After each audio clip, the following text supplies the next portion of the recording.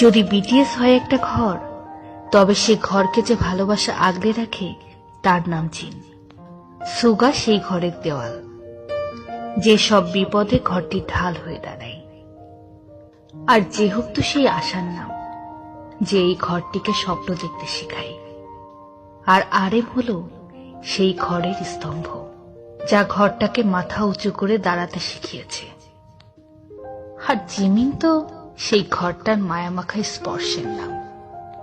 আর তেইয়ং, সে তো এক সরল স্পন্দন, যা ঘরটিকে দেয় প্রাণের ছোঁয়া। আর আমাদের জীবন জাংকুক তো এই ছোট ঘরটার সেই রূপকথার জীবন কাঠি।